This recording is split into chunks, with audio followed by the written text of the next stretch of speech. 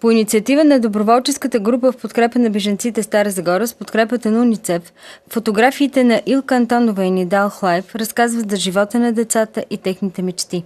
Това, което ние искаме да покажем и да направим, е много мъничко в сравнение с невероятните възможности и нещата, които се правят, да покажем децата на бежанците, защото чрез техните личица, чрез техните думички, чрез техните мечти, изложбата така се казва "Имам си една мечта", можем да разберем колко трудна, колко нещастна и в същото време колко важно е да се помогне на бежанците.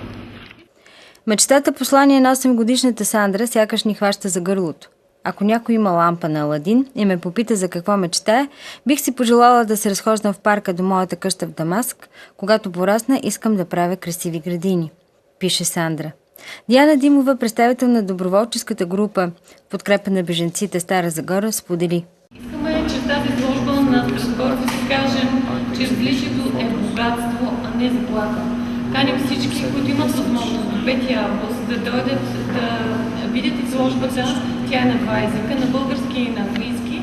Казва се "Имам една мечта", защото децата от бежанските лагери в България споделят своите мечти за бъдещето.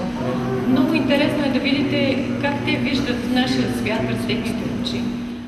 Вълнуващо и трогателно е писмото на Мава Саиф към децата на България, написано през месец януари в бежанския лагер от Харманли. В него четем: "В Сирия ние заспивахме по шума на обстрела с оръжие и танкове. Липсват ни безгрижните игри и любовта в сърцата ни. Направихме избор да напуснем нашия дом и да заминем за друга страна, изпълнени с надежда и желание за нов живот. Бихме желали да бъдем просто бежанци, а не приемани като бездомници. Благодарим." Фотографии от изложбата могат да бъдат избрани от различни организации и институции, за да бъдат експонирани в техни пространства, за да могат повече хора да се преживеят истините на децата бежанци. "Имам си една мечта". Фотографиите послания може да разгледате в регионална библиотека Захари Княжески до 5 август.